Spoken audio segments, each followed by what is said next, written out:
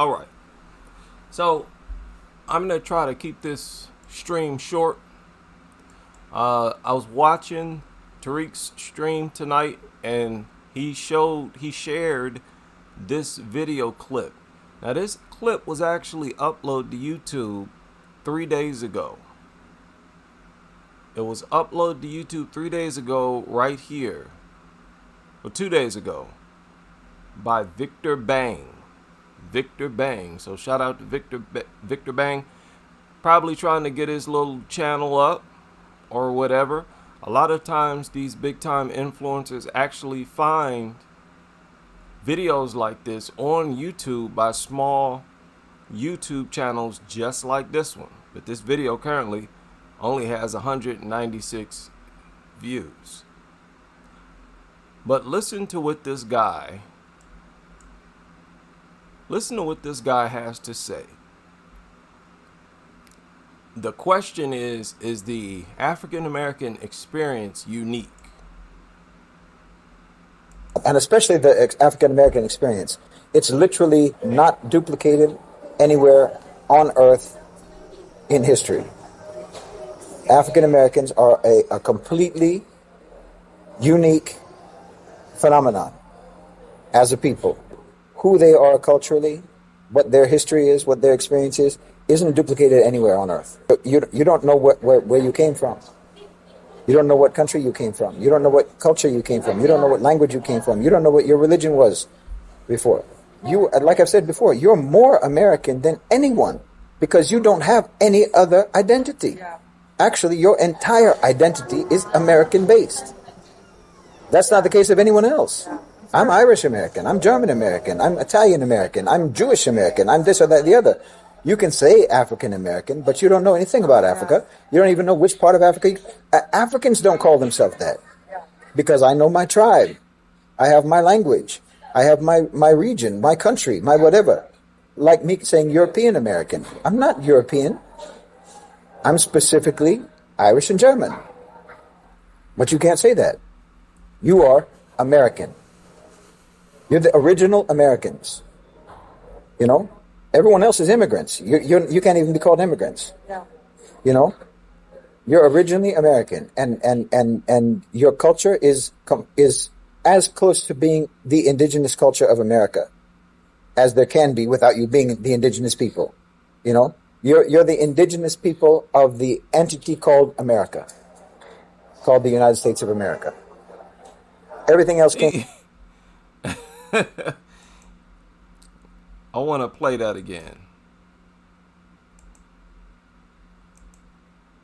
The indigenous people of the entity called America.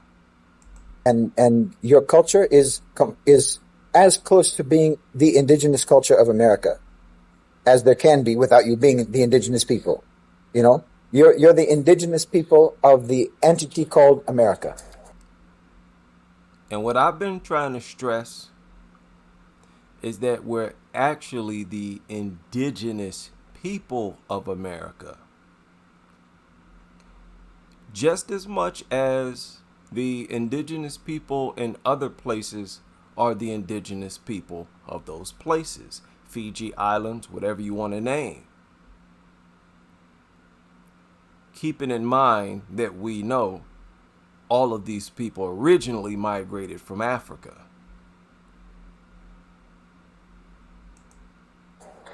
Called the United States of America. Everything else came from elsewhere. Your culture is the only one that came from right there because you were cut off from everything else. You know, there's nobody else like that. There's nobody else like that in the world. And actually, we wasn't really cut off from everything. All that root work and hoodoo, all that kind of stuff, those were indigenous practices. Creating civilizations in the swamps. That was something only indigenous people could do. Nobody can argue with me about that, in my opinion. I haven't even heard anyone try. What I want people to think to themselves. Think about the course of time. let's understand some simple things first. When Europeans traveled around the globe, what they were aware of as the first time traveling around the globe, they found people everywhere they went. This is a simple fact. Do a simple search. You see, yes,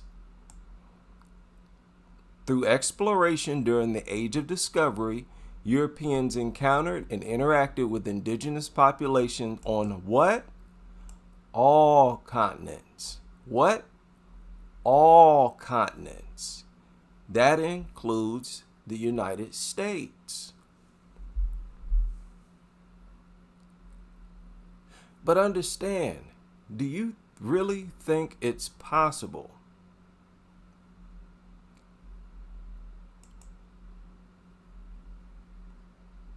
You see these islands in the Pacific? There are people all scattered all through here.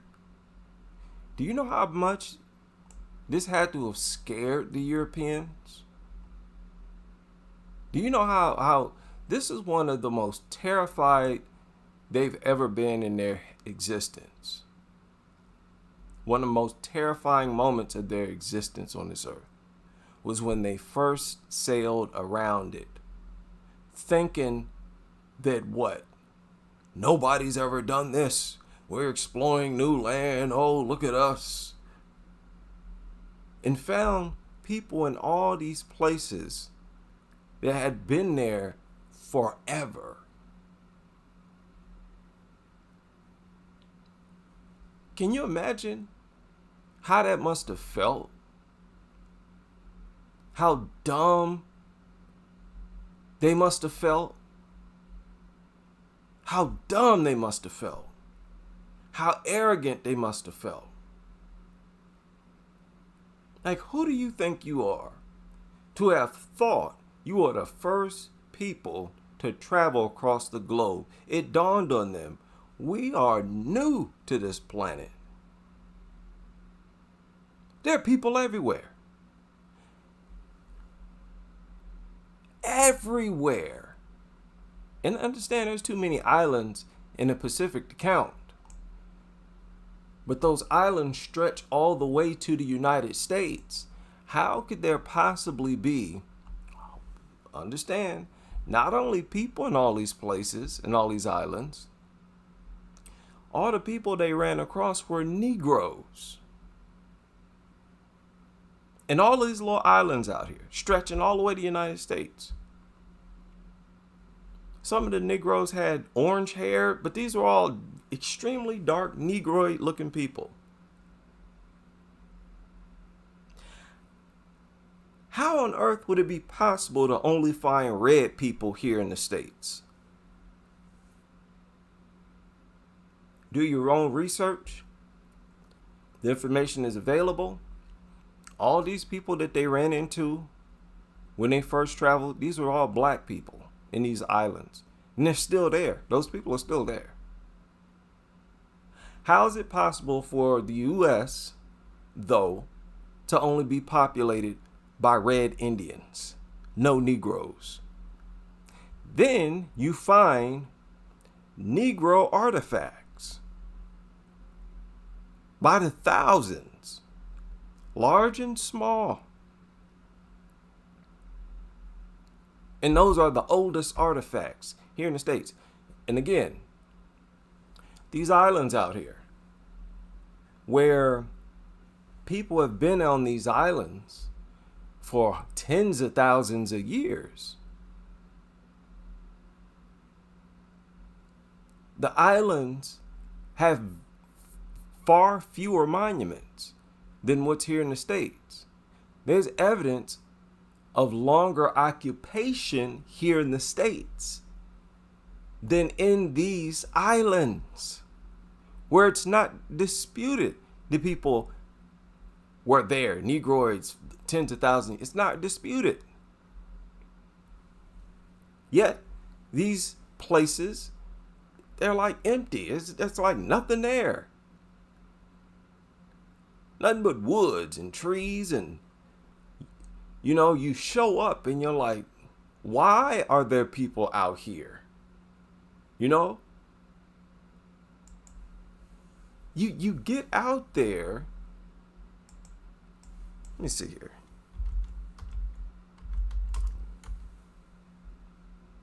And this is what you see.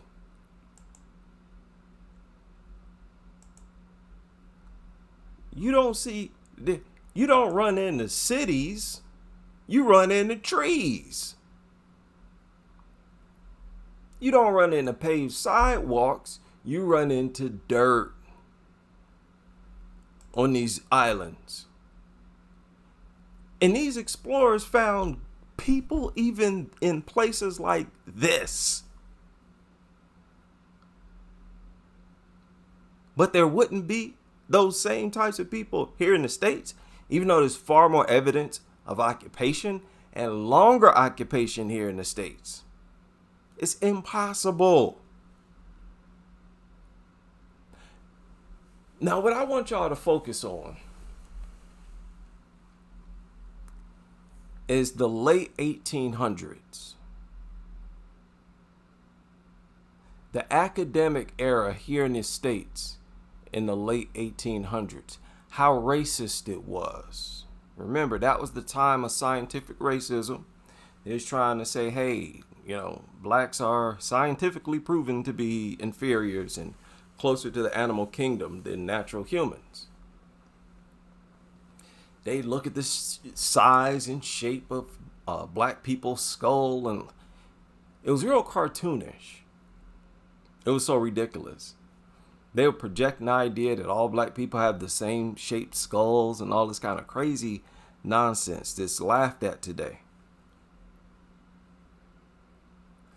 But that type of ridiculous rhetoric made it into their highest levels of education. That was in their colleges and universities, people.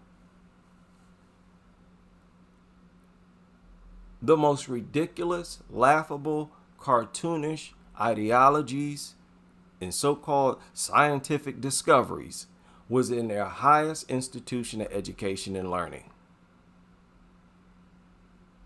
So, what type of rhetoric do you think exists beneath that level? More ridiculous, cartoonish nonsense, like a bunch of broke, desperate Europeans showed up over here, magically created days worth of food for hundreds of people there and back, had these monstrous resources to fund this slavery expedition. You wouldn't need slaves if you had access to resources like that. That was a multi-week trip. That voyage was what, like 12 or some weeks? Those slaves had to eat. They would have had to show up with a whole bunch of food. You can't even imagine how much resources they would have had to have. Doctors on board, on deck. Are you insane? And then when they get over here, how you supposed to communicate with them to tell them, to teach them how you going to teach them anything? How you going to teach them anything? No, they came over here with translators to negotiate with the native people, which was us. We were already over here.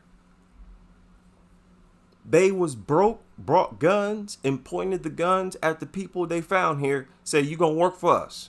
And we're gonna take everything you know, teach us everything you know, teach about these medicines. Whatever you've been using to cure and heal yourself, teach it to us. Ain't no Africans hopping off no ship, learning this soil and this land like that. Magically knowing where to go. Ooh, the swamps is over here. You just hop off a ship. Okay, you straight from Ghana. You hop off a ship, you know where the swamps at, huh? In droves, y'all know where the swamps. Just magically, huh? You get there, you know how to talk to the people, huh? You know how many questions I got? It's ridiculous. It's cartoonish. Ridiculous. No, we've been here forever. And that's, if you ask me, the world's best kept secret, at least the United States' best kept secret. We may have came here originally from Africa, but we were settlers. I believe the few little Africans that were brought from Africa as slaves, that may have been one or two trips. Big dummies realized how expensive that would have had to be, how much of a failure, and it had to be a monumental failure. I mean, a disaster. Could you imagine the earliest attempts? Ridiculous. The main ones they were successful, in my opinion, in enslaving was the Moors who helped them, the people who helped them, translators and whatnot, who they were in negotiations with, got the maps from, were coming over here working with. Eventually, after a while, they turned on them too. And they could use them to communicate with the slaves because they were translators from the beginning. They originally came here with them as translators. So now everybody under slavery, and you, the Moors and whatnot, who came over with translators, now you're going to get the whip. Here, you get the whip. You get to be our main Negro boy in charge. And many of us were already in the swamps. And others went to the swamp because they knew where to go. And they were able to exist there because they knew the lands. The terrain was so harsh, you had to have been there for an extremely long time to thrive and exist there. And especially to build like sewages and stuff that they was building. You had to have been there forever to know that land like that. Ain't no Nigeria, no Ghana, and hopping off no ship, learning our stuff like that. Learning our herbs and medicines. Stop it. So this is I feel good about the new age information and ways of thinking that's about to permeate through the population. And to whatever extent I was able to help, it was my pleasure. And I will land my plane there.